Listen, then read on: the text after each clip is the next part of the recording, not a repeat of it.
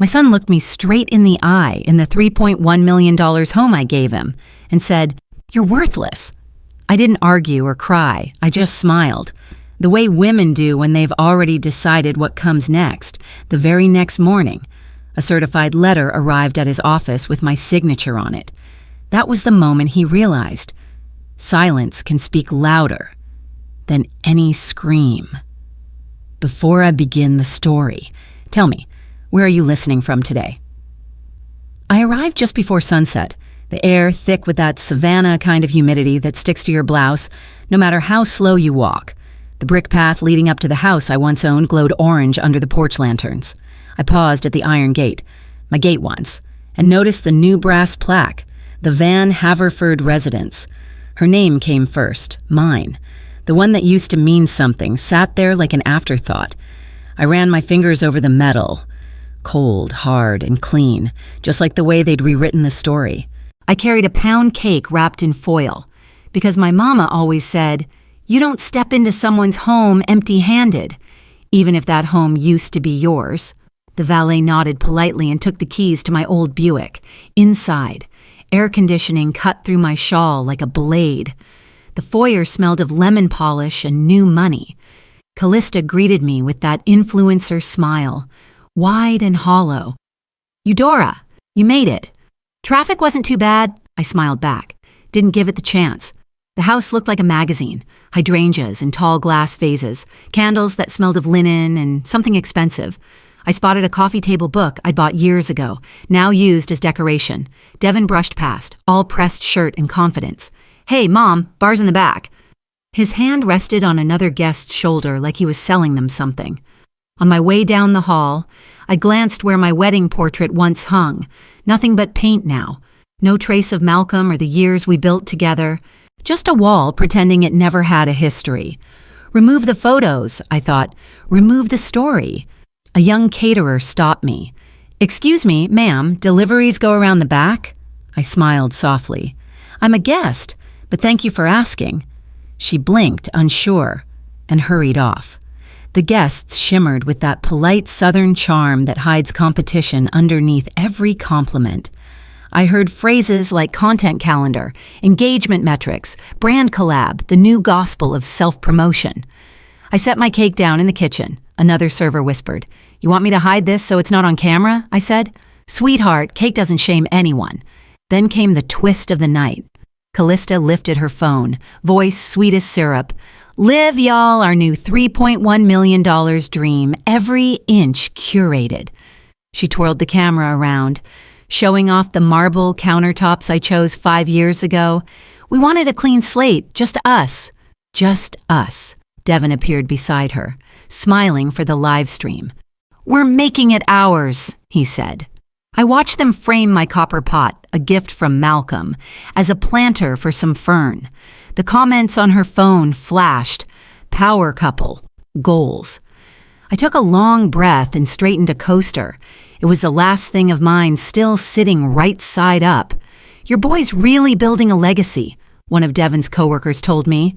"He does like to build," I answered. Another woman chimed in. "So minimalist, no family clutter." I smiled thinly. History has a way of finding its frame. Callista floated by again, waving a manicured hand. "Let's move this cake. It's not our color story," I replied. "Cakes don't mind the shadows." By the time dinner began, the chandelier above the table glowed against crystal glasses and white linen. Devin tapped his spoon against his glass for attention. "A quick toast," he said. Callista angled her phone, camera ready. "This home represents who we are now," Devin continued. The words echoed off the walls that once held our laughter. I set my glass down, steady, deliberate, in the hospital. That sound meant the IV line was true. Tonight, it meant I was awake. He raised his champagne and smiled toward me before finishing. To our future, and the clean slate that finally feels like ours. The crystal chandelier hummed faintly above the table as Devin tapped his glass a second time. Everyone turned toward him, the clinking dying into silence.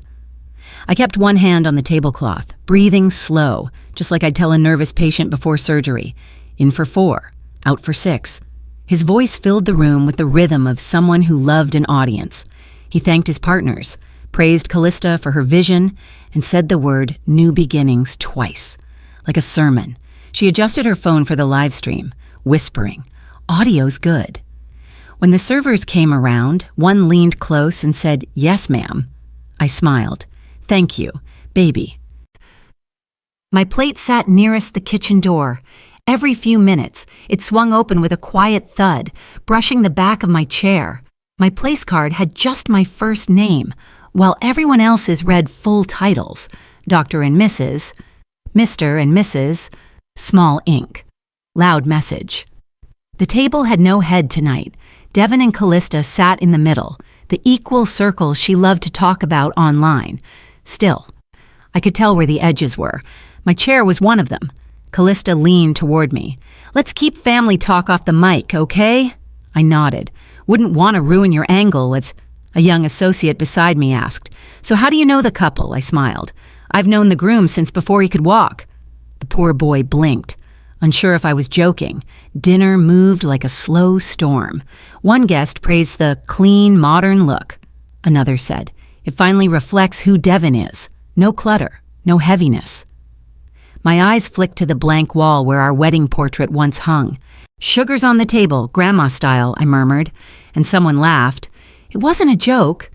Devin began talking about renovations, rattling off numbers I once wrote checks for. A partner leaned in, whispering, "Savannah's moving fast. Gotta keep up," I answered. Keeping up never meant throwing out your shoes. He didn't quite know what to make of that. Then came the cut that everyone would remember.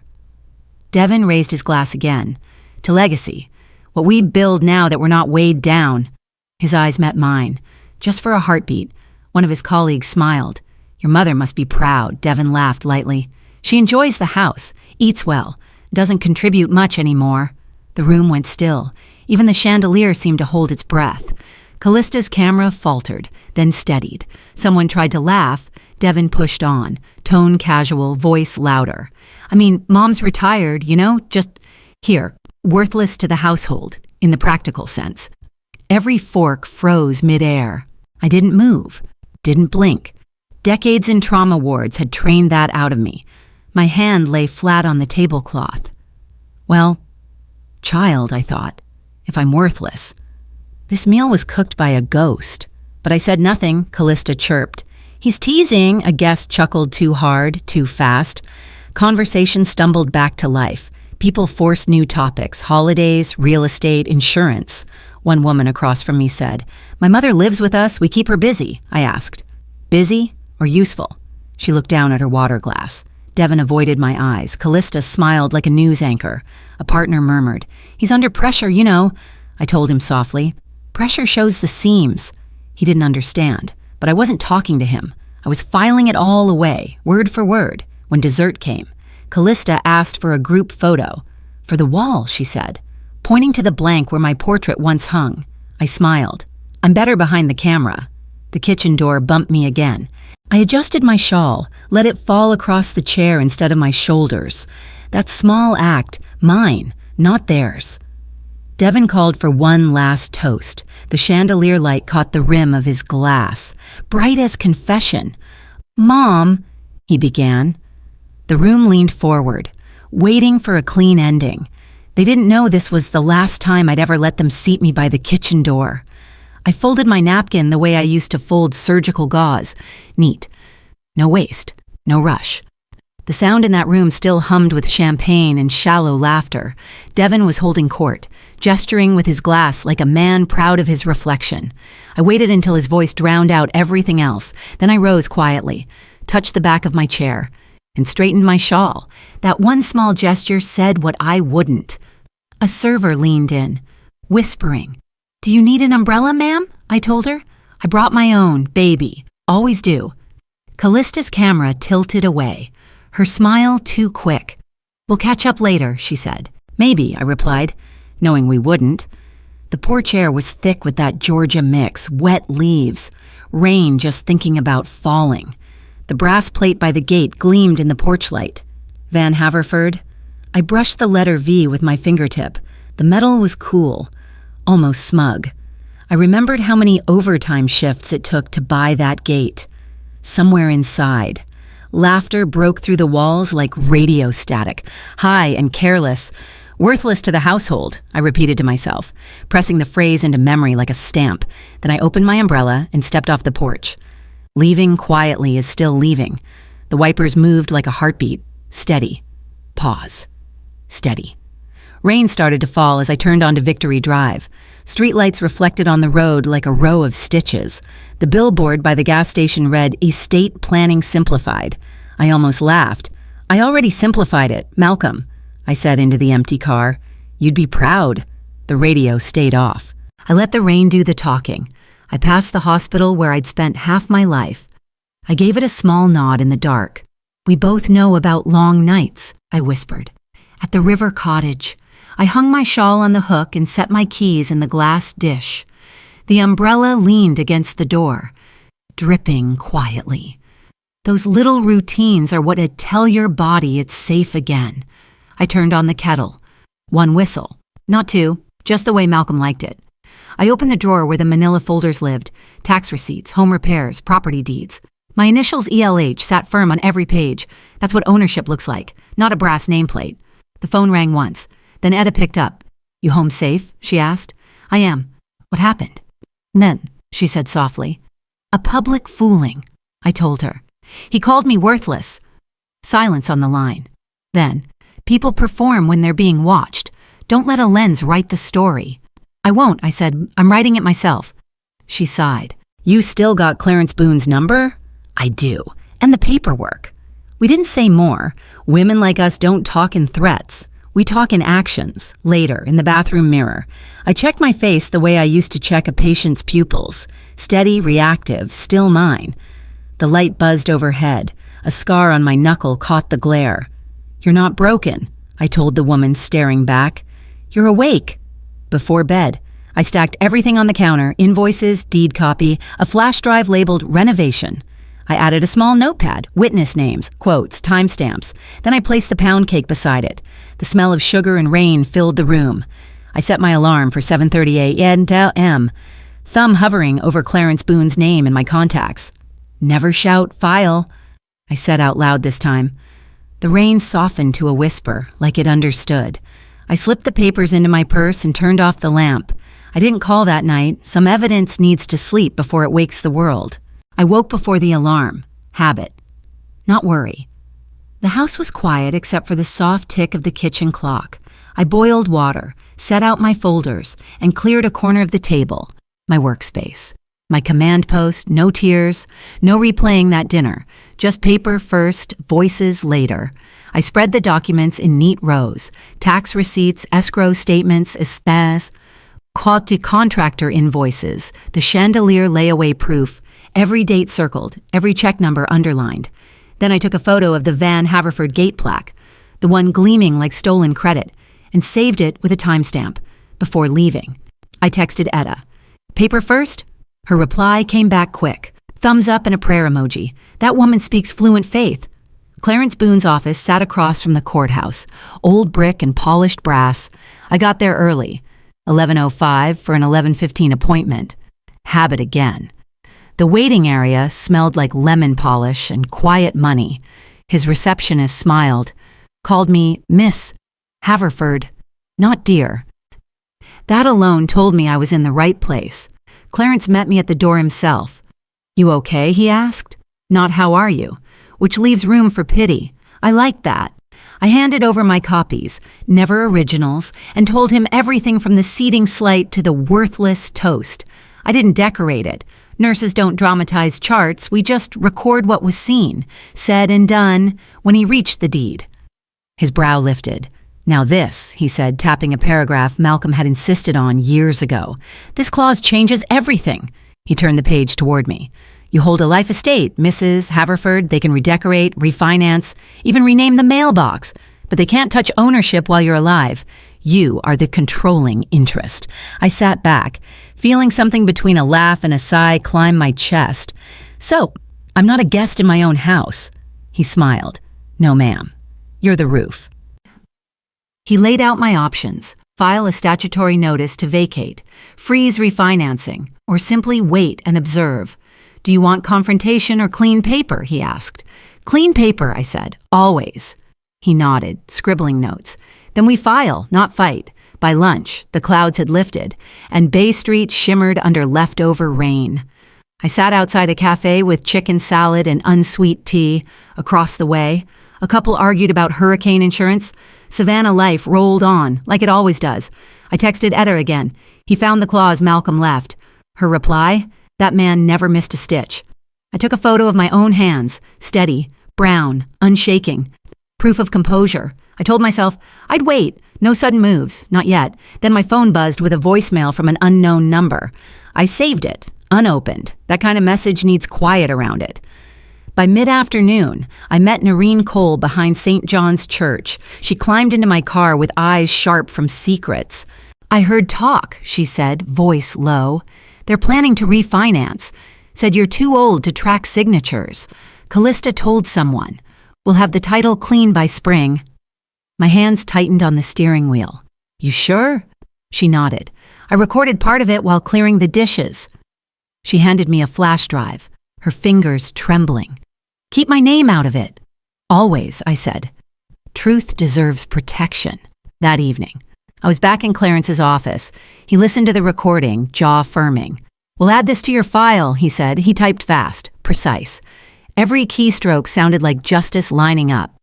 I'll set alerts for any new liens, he added. You'll get the emails too. I nodded. If they move, I'll know. He slipped the draft notice into a manila envelope, labeling it in pencil. ELH, hold until instructed. At home. I labeled a folder, notice draft ISTO. I backed up everything to a flash drive in the cloud. Redundancy keeps truth alive. I laid out tomorrow's clothes, navy dress, low heels, soft scarf, armor that doesn't look like armor. I tucked a sticky note into my wallet. Never shout, file. Then I called Etta. Next step soon. She didn't ask what. She just said, I'll be ready to drive. Before bed. I saw Callista's new post.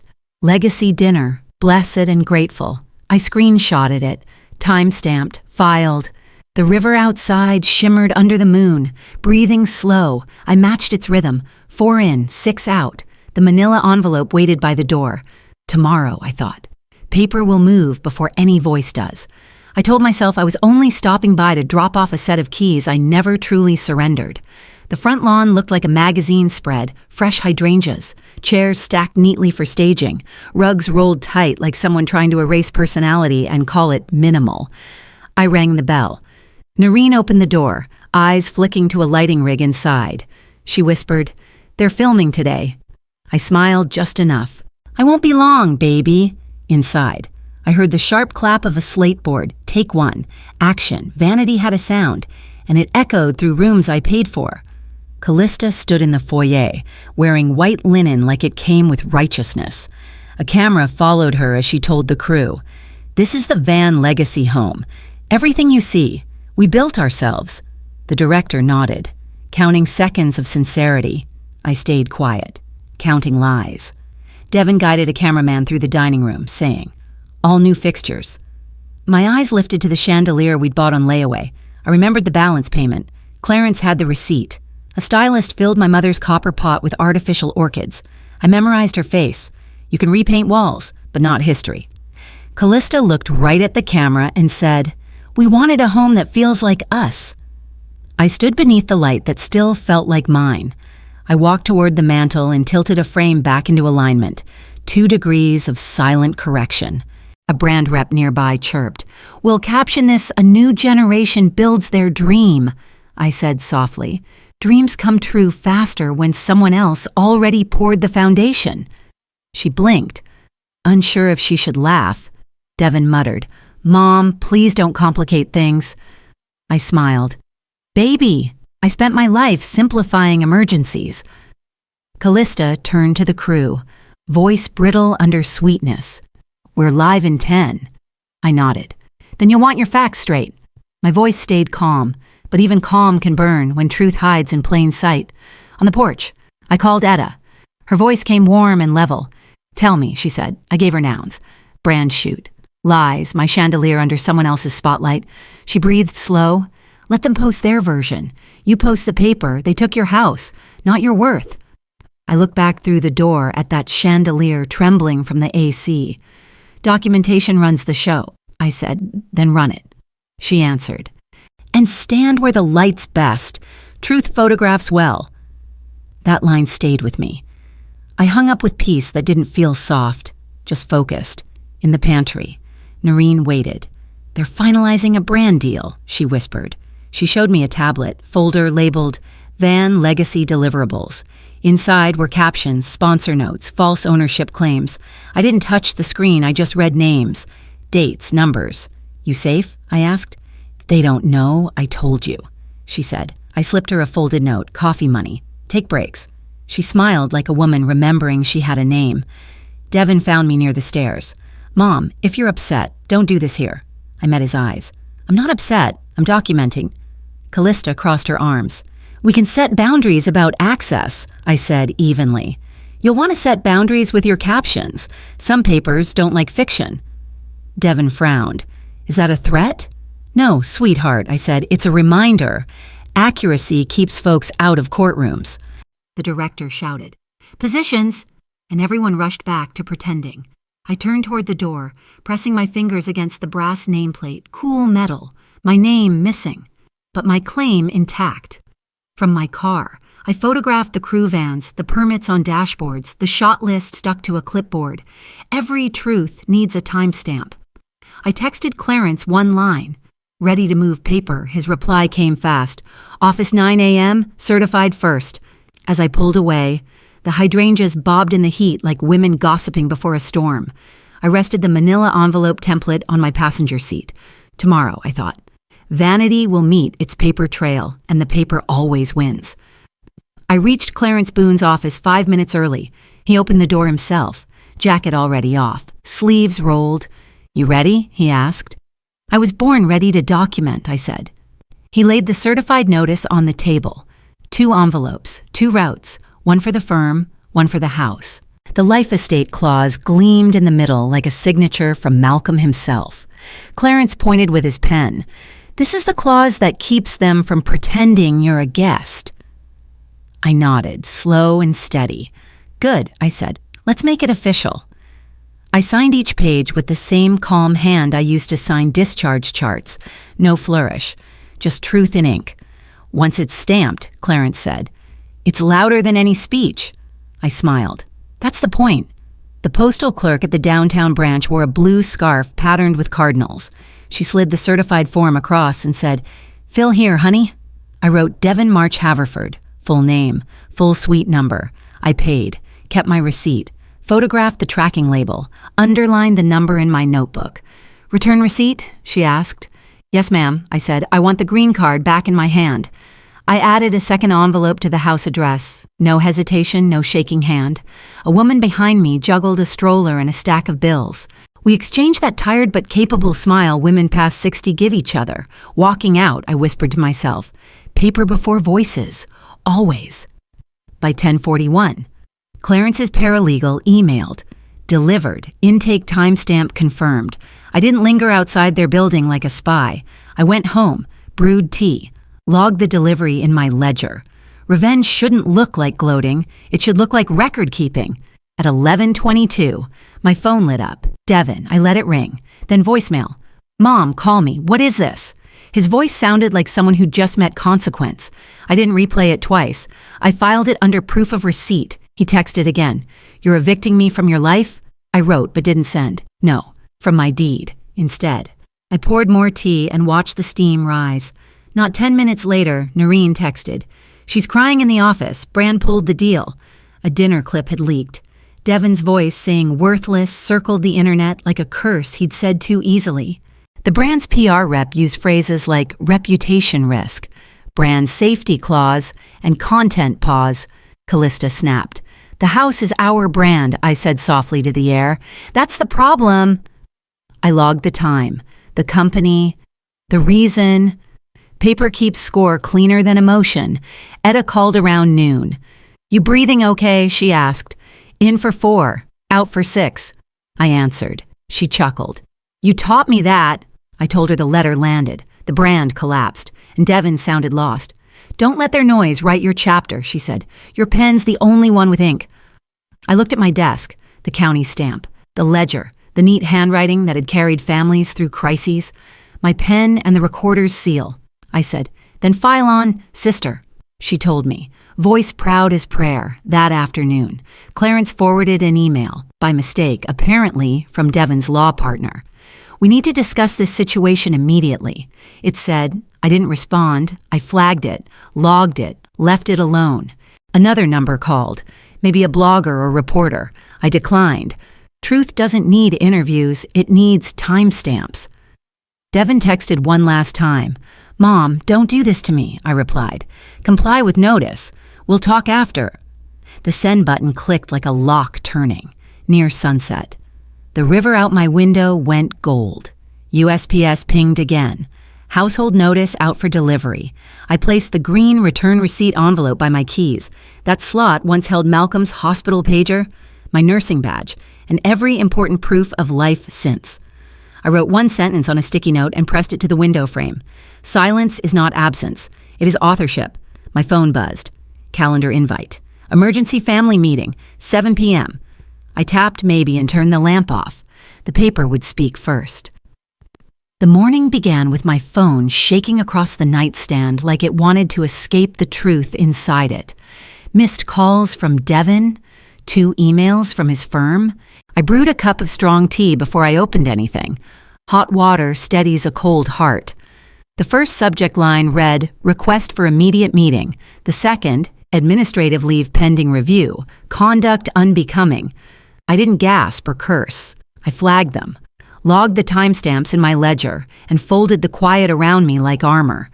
His voicemail followed, his voice raw. Mom, this isn't fair. They're overreacting. Call me back. Fairness, I thought, is what people ask for when the paperwork finally matches their actions. Clarence texted a single instruction. Do not respond emotionally. We stay on paper. I stood on the porch watching the river shine and whispered, always. At noon, my phone pinged again. An event reminder, emergency family meeting, 7 p.m., I replied. Attendance contingent on no filming. Then I called Clarence to confirm my rights. Written statement allowed, verbal ambush declined, early exit permitted. I printed 2 sets of documents, the eviction notice, the lease clause, and a summary titled, Life Estate Retained, Tenancy Terminated. I texted Etta, I need a witness. She answered, I'll drive. I'll sit where truth has light. I tucked Malcolm's old wedding photo into my purse, not for nostalgia, for strength. By sunset, I parked at the curb of what used to be my peace. Callista stood at the door, all perfume and posture. If that camera's on, I said softly. I don't step inside. Her smile cracked. Fine. The foyer looked staged but hollow. Devin came down the stairs, face drawn. This could have been private, Mom. I met his eyes. It still is. That's why I brought paper. I laid my folder on the coffee table. He tried to reclaim control. They suspended me today. Said my conduct reflects poorly on the firm. His voice trembled between anger and disbelief. You sent that letter. That's what did it, I said. The letter didn't create the truth.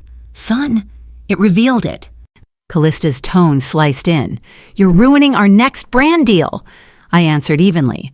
Brand deals recover. Integrity doesn't need PR. I opened the folder, reading line by line. Option 1, vacate within 10 days. Option 2, sign a month-to-month lease at fair market rate. Conduct clause included. Callista's mouth tightened. Devin leaned back. You're serious? As a deed, I said. Your father wrote the clause himself.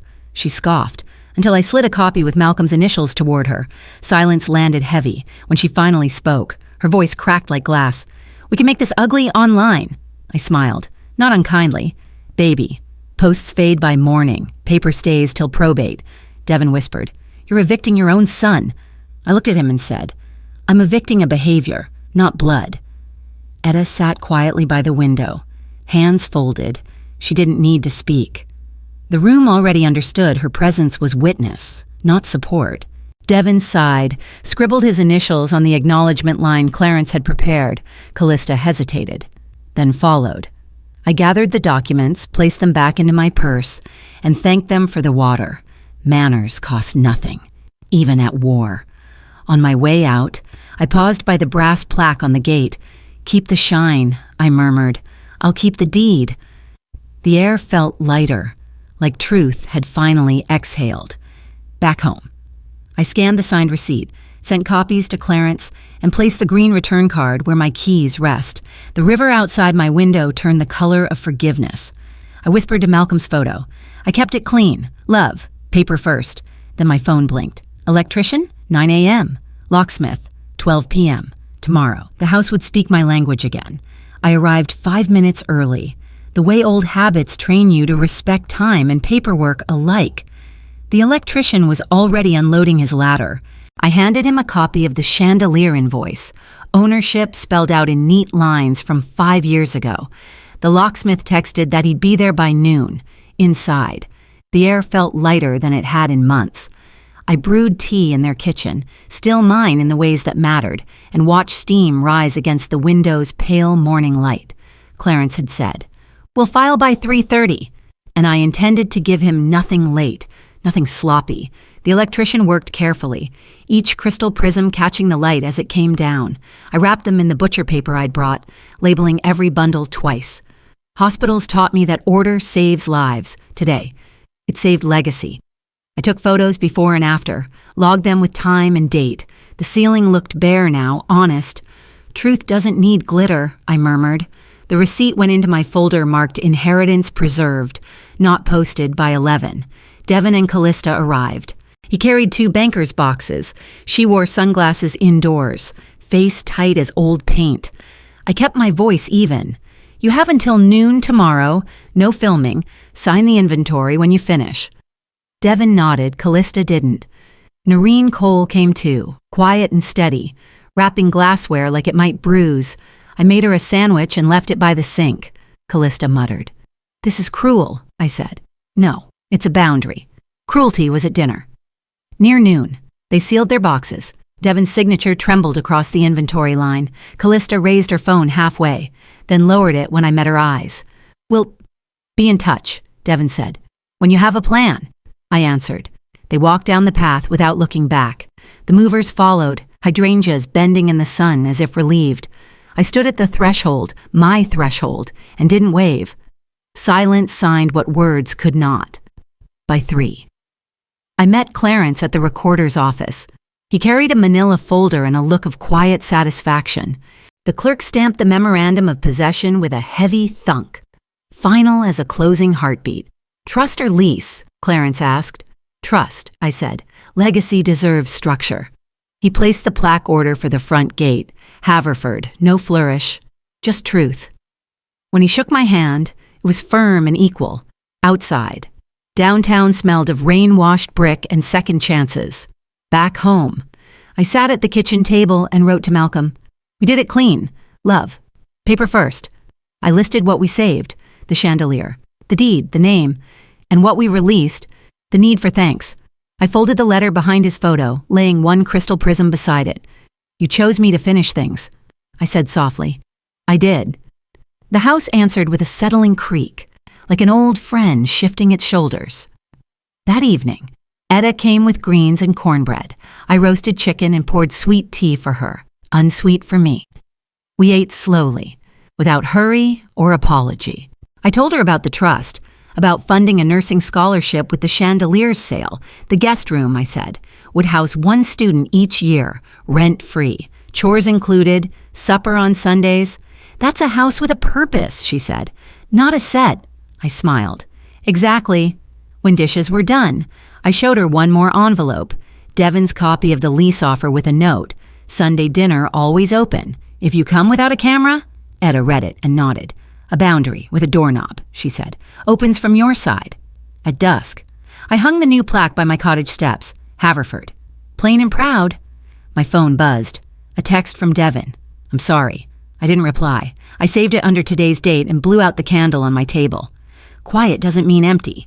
It means mine. Tomorrow I'll photograph the new plaque and mail the first scholarship letter, paper that turns a house into a home.